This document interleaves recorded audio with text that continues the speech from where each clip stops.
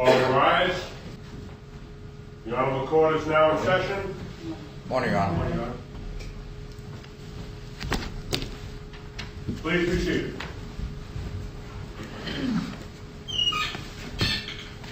All right, we are on the record. It is docket 670-2008, DM-184, in the matter of Sarah Ken1ck, now Sarah Prescott, and Joseph Ken1ck III.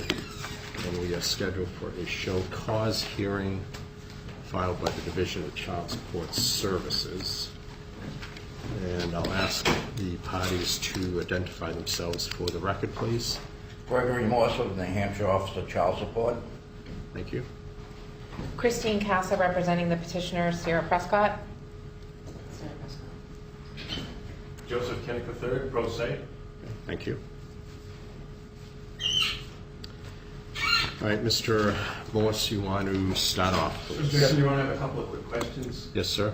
For my own education, could you inform me on what these proceedings are? Are these criminal proceedings?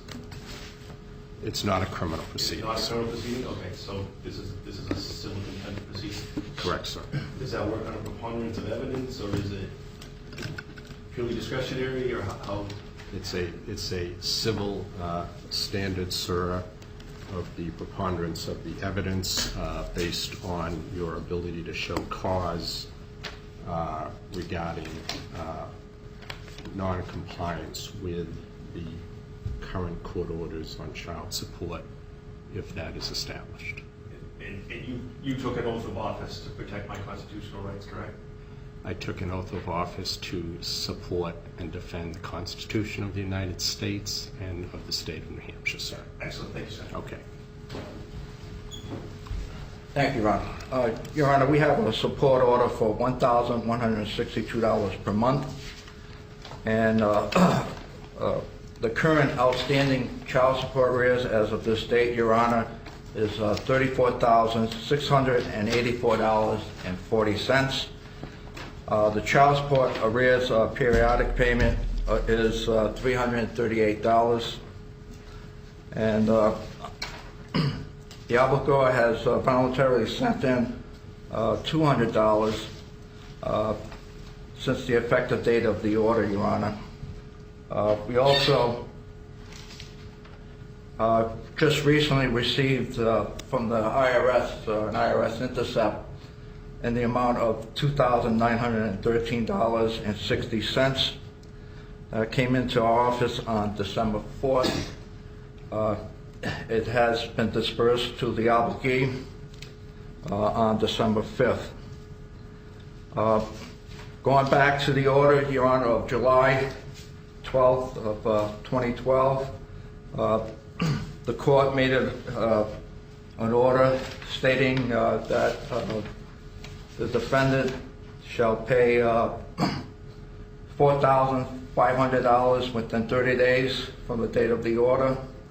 As of this date, Your Honor, we have not received said payment. I'm requesting the said amount, $4,500, forthwith or stand committed, Your Honor. I also provided the obligor a financial affidavit. He stated he would need help to complete it, Your Honor. We also mailed out a financial affidavit on when we mailed the violation letter to him for completion.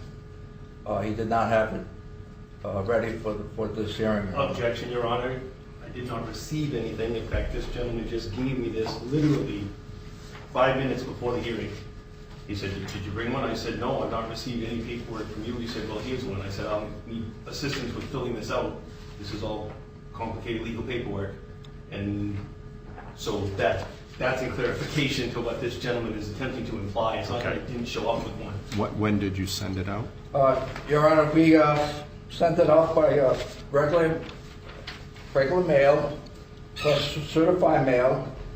We got a track confirmation from the post office. The certified was unclaimed on November 27th, and they left the notice at his residence, Your Honor. And we also send it out by regular mail and hasn't been returned by the post office. And in both parcels of mail, we had financial affidavits to be completed, Your Honor. Okay. Let the record reflect that regular mail shows up, doesn't show up, that's a gross misrepresentation by the gentleman. Okay. So noted. Your Honor, can I add a few things just for points of clarification? The order is, I think Mr. Morse just misspoke. The order is dated actually July 12, 2011, not 2012. And in addition, Mr. Morse had referenced the $1,162 a month, which that is accurate. But there was also in that July 12, 2011 order, Mr. Ken1ck was to pay Ms. Prescott $1,162 plus $338 within 30 days from that order, July 12, 2011 order. In addition, he was supposed to pay $2,324 within 5 days of that July 12, 2011 order. So the total amount Mr. Ken1ck was court ordered to pay within 30 days of the July 12, 2011 order was $4,500. All right. And I believe Mr. Morse indicated that the division received a $200 payment from Yes, Your Honor. Mr. Ken1ck. We did receive a normal $200 payment. And the IRS intercept. And the on IRS December 4th intercepted for this year. For the amount, yes. And that's the only two amounts Yes, received. that's the only two amounts we've received. And To the Attorney effective date. Casa, any amounts your client received independent of the division? No, Your Honor. And just so Your Honor is aware, after that $4,500 payment within the 30 days of the July 12, 2011 order, Mr. Ken1ck was then, after that, required to pay a total of $1,500 a month to Ms. Prescott thereafter, which consists of a $1,162 plus $338 payment. Okay, thank you.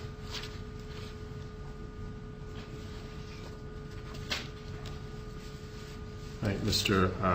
Prescott, you want to raise your right hand, sir, if you stand for a moment, please? Mr. Ken1ck, I'm sorry. Sorry. Do you swear that any testimony given in this matter will be the truth, so help you God? I do. Okay. You referenced the financial affidavit, sir. You have not prepared a financial affidavit for today. No, sir, I received it literally 5 minutes before this hearing. And And being pro se, I will require assistance with filling this out. This is complex legal paperwork. I'm not a lawyer. it's not legal paperwork. It's a financial affidavit, sir. Oh, okay, that's you. You're not. Someone agreed to me that I'm not sure. You're not aware of what that is, sir? You've never seen one of those before? I've seen one before, yes, but I'll need assistance with filling them out. How many have you filed in this I don't case? I don't recall at this time. More than one. I know lawyers did inform me. Well, how many have you signed under oath in this case, sir? I don't remember at this time. At least one. Okay. That's a question or a statement? I thought you were asking me a question. I'm sorry, I'm confused. I am. Have you signed at least one financial affidavit in this case, sir? I believe so. Have you signed more than 10? Is that fair to say? I would doubt it. I don't remember, but I find that very unlikely. When's the last time you completed a financial affidavit in this case, sir? I do not have that information in front of me either, but I believe you have it in the case file.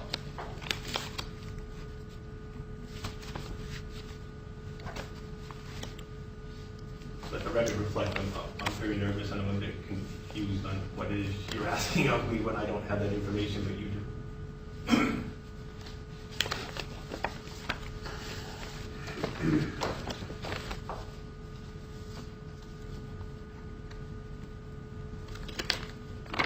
Well, today's hearing, sir, is a show cause hearing to From determine Yes, sir. whether or not you are compliance with the court order referenced by Mr. Morse and Attorney Casa regarding the payment of child support?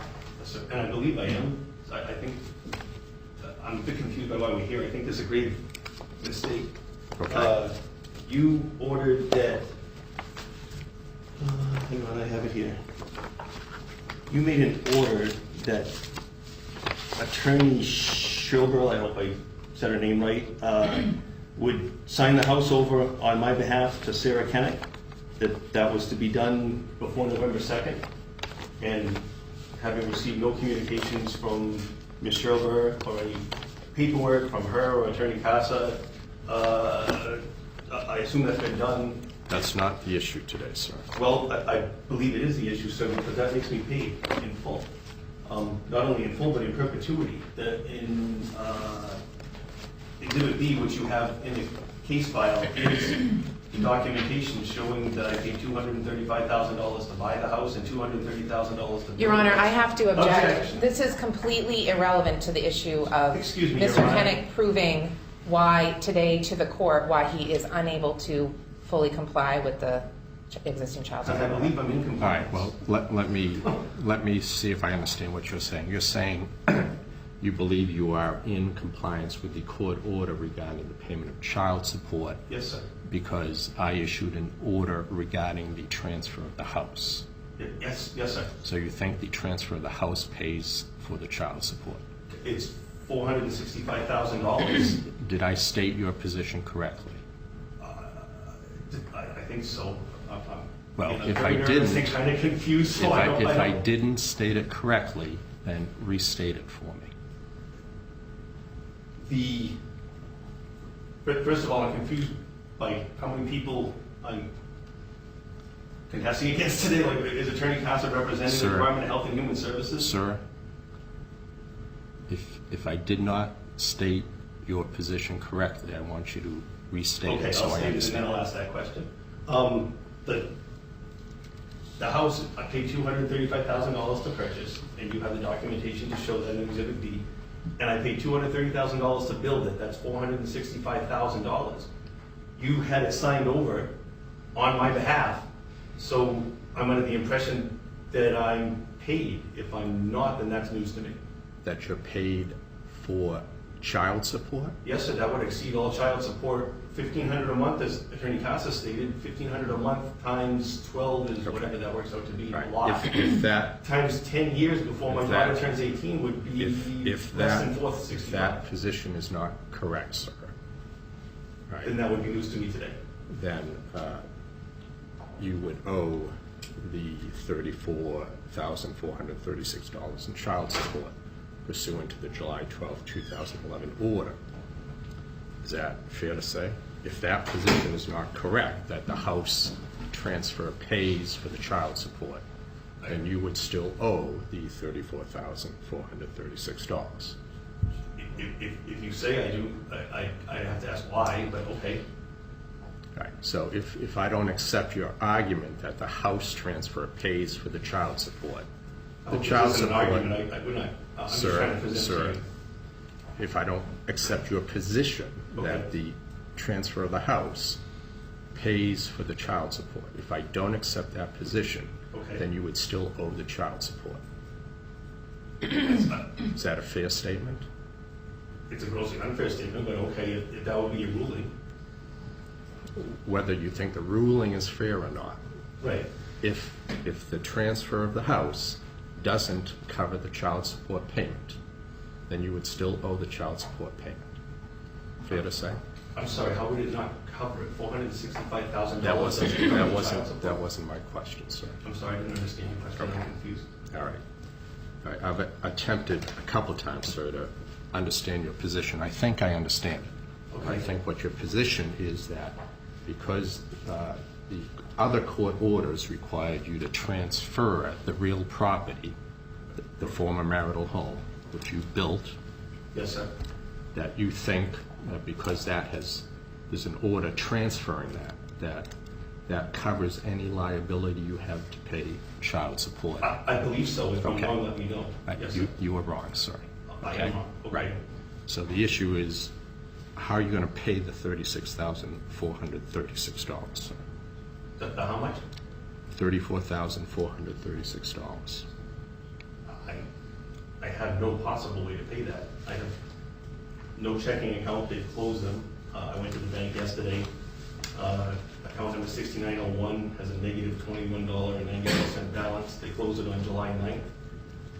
And the 6902 account had 13 cents in it, and they closed that on August 1st of 2012. Right, Mr. Ken1ck, you were aware of the July 12th, 2011 order based on the recommendation of Master Cross and signed by Judge Sheffy. You're aware of that order, which required you to pay the $4,500 within 30 days of the order and pay the the 1162 plus the 338 every month going forward. You're aware of that order. I don't know exactly what the order said, I don't have it in front of me, but there was an order and that was appealed Right, and the appeal was denied. in like July of this year or something like Right. that. So it's a final order, Right. and it was a temporary order during the appeal, so you had an obligation to pay it. Your motions to stay that order in the family division in the Supreme Court were denied. Yes, you denied those. Right. So, Well, I didn't deny the ones in the Supreme Court. The Supreme Court denied the well, you ones in the denied the Supreme other Court. ones. That's okay. And it wasn't me, it was the judge that had this case prior to me on that. But in any event, so those are outstanding orders, sir. Can you tell me what you did to attempt to comply with that order to pay the $4,500 within 30 days of issuance of the July 12th, 2011 order, and what you did to attempt to pay the monthly payment going forward, which was the $1162 per month plus the $338 per month, which was towards the arrearage?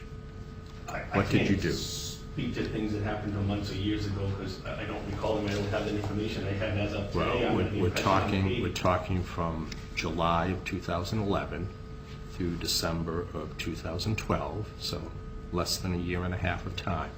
That's a tremendous amount of time. What have you done in that period of time, sir, to attempt to comply with that order? I believe you have that information in the case file.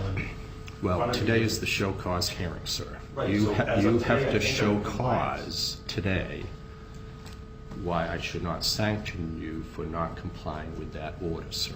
So tell me what you attempted to do Yes, from sir. July of 2011 forward to comply with that order. Let me answer your question then. You said that I have to show you why today you should not sanction me, because today I believe I'm in full compliance with the court order. If I'm not, then that's news to me. Because of the house transfer Yes, sir. order. Okay. And Other than that, and- any other reason, sir? Because under the Supreme Court decision in Warner 905, it says, willfulness or intentionality is a critical criterion for finding of contempt. I believe I'm in full compliance. I think these whole proceedings are a mistake. However, if they're not, that's news to me. There's nothing willful or intentional about it. So I have no possible way to pay. I don't have, whatever you said, 34, 36, whatever that number. I don't have thousands and thousands of dollars. I don't have any more property. You've taken it all. There is, the apartment building is under foreclosure. The house has been given to Ms. Prescott for $0 apparently. I have no savings account, no stocks, no bonds, no anything of any kind. I don't even have a checking account. There's no possible way to pay that amount of money. You therefore be incarcerating me and holding me for ransom. Mr. Morse indicated you paid $200 towards that. I Did paid you- whatever I can pay, Did whatever I you, could pay. did you pay anything else, sir? You have all those records. I don't have any of that information in front of me. Were you employed during any portion of 2011? I have never had permanent employment for any calendar year since 2007. I found That wasn't my question, sir. I'm sorry, I'll finish. Were I you found employed for any time during 2011? I have found seasonal work. I don't believe that qualifies for underemployment. I've been a substitute teacher. I have worked briefly for a couple of towns. I have anxiously sought work and have not been hired by any firm that is offering permanent employment. And what about 2012? Any employment in 2012? I'm sorry, I missed the question. Any employment in 2012? Again, I have had seasonal employment, but no permanent employment of any kind. And what's the seasonal employment, sir? I landed a seasonal construction project for a brief period. I've done substitute teaching work. I've done landscaping work. I've been to more interviews than I can recollect, all of which were demanded by the court. As a matter of fact, they're in the case file you have. And during any time that you were employed, did you make any payment in connection with the I believe so, July yes. 12, 2012 order? I believe so, yes. What payment, sir? I don't have that information in front of me. Well, today is the hearing, sir. This is the hearing on that issue. When we get to then I'll need assistance with filling this out and the supporting documentation under Turner versus Rogers, the U.S. Supreme Court stated in 2011 that for all pro se litigants, the court had to provide all forms you wish me to fill out with assistance with filling them out. So I just received this form 5 minutes before the hearing, and I've had no help filling it out, despite the fact I repeatedly asked you for it. What do you want me to do? I can't produce documents I don't have. Well, I want you to answer the question, sir. You indicated that while you were employed in 2012, you made payments, or at least a payment, to comply with the court order of July 12, 2011. What payments I think did you there's make, sir? several. Tell me what they are. I don't recall at this time. Right. Mr. Morse indicated during this time you made a payment totaling $200. Is that correct, Mr. Morse? Yes, that's correct, Your Honor. So that's it? That's a voluntary payment. The other payment came through, the $2,900 came through IRS Right, Intercept. the intercept, right. So what the Which I'm record, also confused what the on, record, as prepaid taxes what the for record 2012, indicates, so I'm what the confused. record indicates, sir, is that you made one $200 payment since the order was issued I in think that's an July error of because I gave you 2011. several copies of several checks last year when I came before you. Do you have anything to show that you've You have complied with the order, sir? You haven't. Do you have anything today, sir? Do I? No. Right. You haven't. I'm sorry. Your Honor, Am I confused? I would like to say something. Right. Mr. Ken1ck has continued to say he's confused throughout these proceedings today. He has never said that, to my recollection, in this court or any other courtroom before, but he says it today when there's a camera back to my rolling. original question. Is she Wait, representing the Department of Health and Human Your Honor. Services today? Please, I'll give you a chance to respond. I'm representing Sarah Prescott, as I have been for over 2 years, which Mr. Ken1ck is well aware of. Mr. Ken1ck, if you look at the final decree of divorce, it references a final divorce trial held on September 9th, 10th, and December 28th, 2010. A 3-day final divorce trial approximately 2 years ago. Mr. Ken1ck was representing himself then, and he has been representing himself ever since then. He has not come to this courtroom with an attorney. At the time of the final divorce trial, Mr. Ken1ck did submit a financial affidavit. He has submitted additional financial affidavits in this case. I don't know how many, but because I don't have the entire file in front of me. In addition, he is, during his presentation today, he is putting words into Your Honor's mouth that Your Honor is not saying. He's mischaracterizing what is being said in this courtroom and what has happened throughout these very long divorce proceedings. Mr.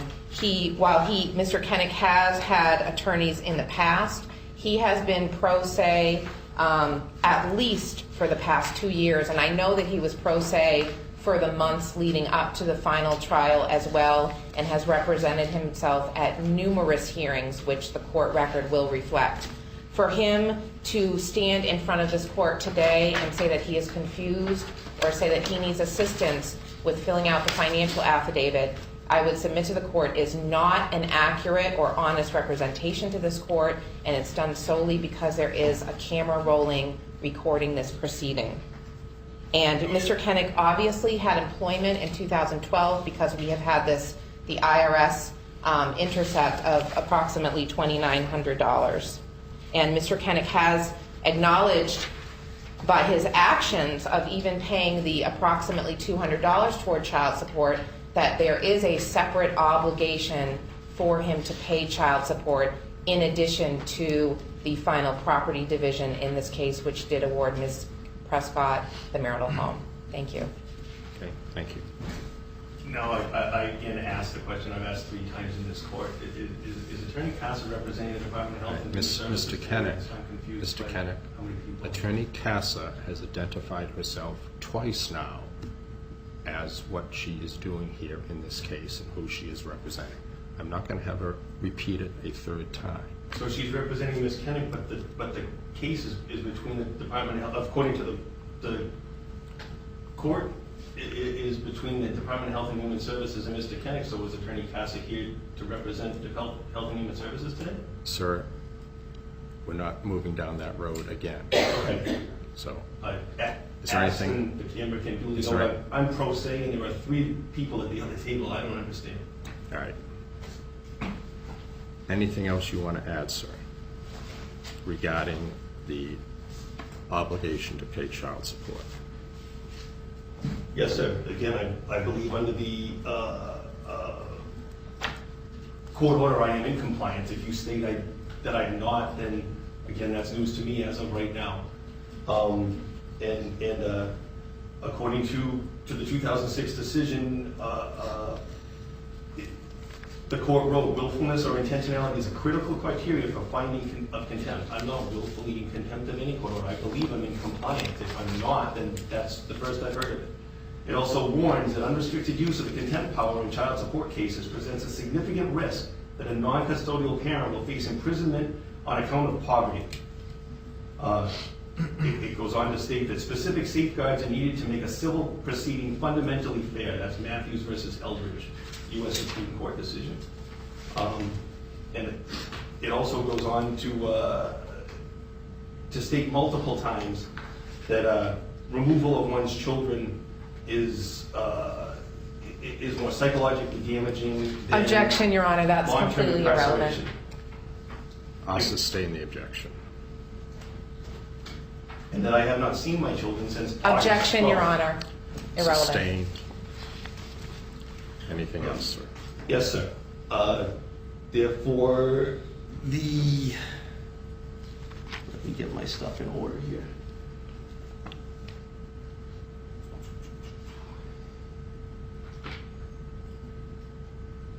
Article 12 of the New Hampshire Constitution says, no part of a man's property shall be taken from him without his consent. The Article 14 says that every citizen in the state of New Hampshire has the right to obtain right and justice freely without being obliged to purchase it. You have in motions to the court in this case file, Helen McKittrick's withdrawal stating that whereas the petitioner was repeatedly filing delays and the court was Objection, Your granting them Honor. all, that I was Sustained. being pro se. Sustained. Sir, you have to stick to the issue today. This is the I'm show sorry, she brought up cause the issue. hearing. Didn't she bring up the issue that I'm Sir, pro se? sir, you have to stick to the issue, which is the compliance with the court order regarding the payment of child support. That's the issue for this hearing today, sir.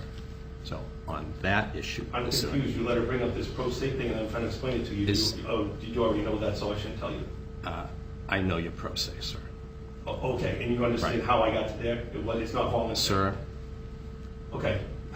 if you have anything else to deal with the issue of your compliance or lack thereof with the child support order of this court, you can add that. But stick to that issue. Okay. So in the record, shows that I purchased the house for $235,000 and paid $230,000. Move on from the house, You sir. ruled that that's not so. Move on from the house. You Okay. put that on the record, sir. Okay. Anything other than the house?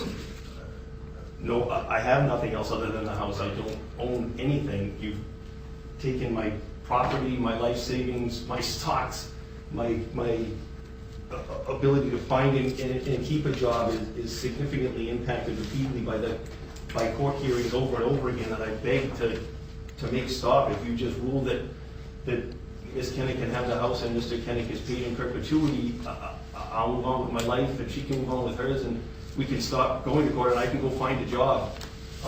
Let the record reflect with regards to job that 23 million Americans are unemployed or underemployed. And that statistic came direct from the Bureau of Labor Statistics in July 6, 2012. That over 8% unemployment for a record 42 months straight.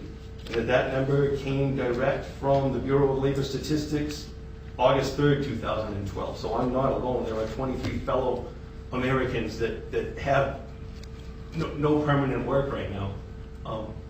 If the court thinks there are a lot of jobs out there, it's grossly mistaken, but Okay. I'll continue to search for them if I'm allowed to, and I'm under the impression I'm in compliance. If I'm not, then you'll let me know that, but I Okay, hope the sir. court will not incarcerate a person who thinks he's in compliance with the court order. I'd certainly try.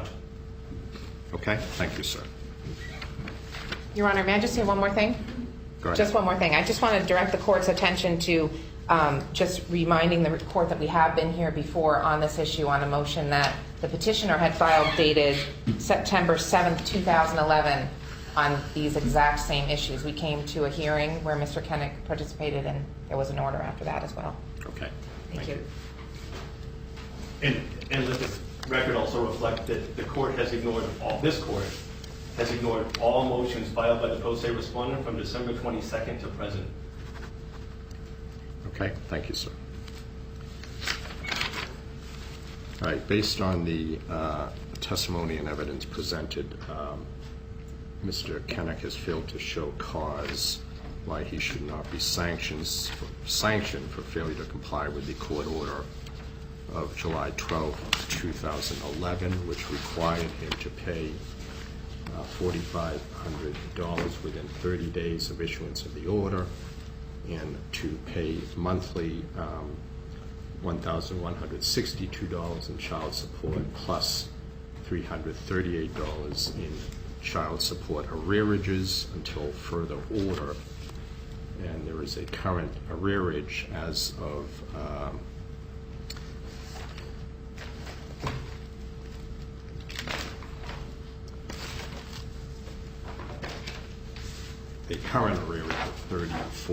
$36,436. Payments that have been made since the court order were a total of $200 by Mr. Ken1ck, plus the IRS intercept in December of 2012 of $2,913.60. Mr. Ken1ck's position that the other court orders in this case regarding the transfer of property pursuant to the property settlement in the final decree of divorce, which was upheld after Mr. Ken1ck's appeal to the Supreme Court, does not relieve him of his obligation to pay the child support. The transfer order regarding the property distribution does not relieve Mr. Ken1ck of his obligation to pay child support, and that position is not reasonable.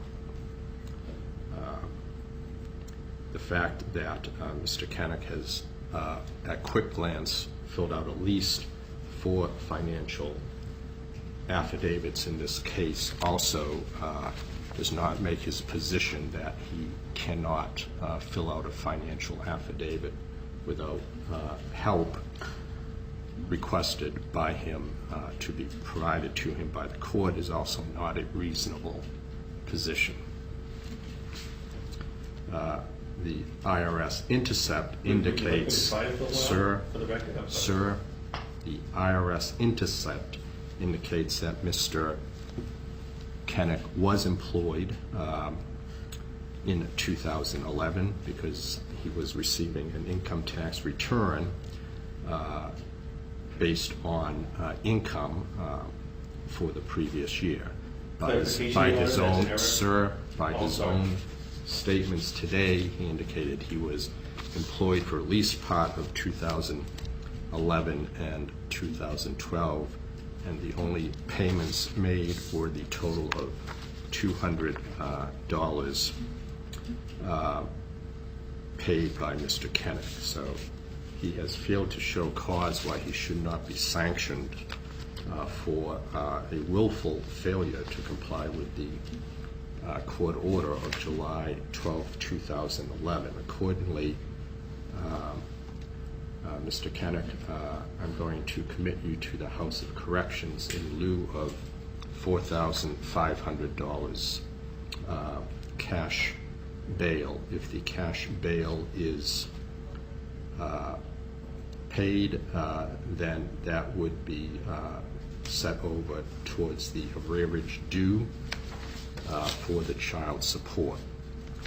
If the $4,500 cash bail is not paid, you would be held, and I will schedule a further hearing, a further show cause hearing in this matter in 30 days. If I'm incarcerated, Your Honor, what would a show cause hearing do? How would I possibly be able to pay? Do you pay me in jail? Sir, if you are incarcerated, I will have another show cause hearing in 30 days to review the incarceration. Confused, like how? Sir, if you want to address the court, you have to stand, please. Thank you. If you throw me in jail, how would I possibly, what's the show cause hearing going to say? Did you tell me in jail that I haven't paid? Because how am I supposed to pay when I'm in jail? We will address the next show cause hearing at the next show cause hearing, sir, right? You are in custody, the court officers will direct you. So you're going to hold me for ransom for $4,500 I don't have? The hearing is closed, sir. Okay, you are in custody. We're being ransomed for $4,500 I don't have. I am pro se, so the court has now locked up my lawyer. I need access to the internet and a computer. We're off the record. Bring my- Bring it right here.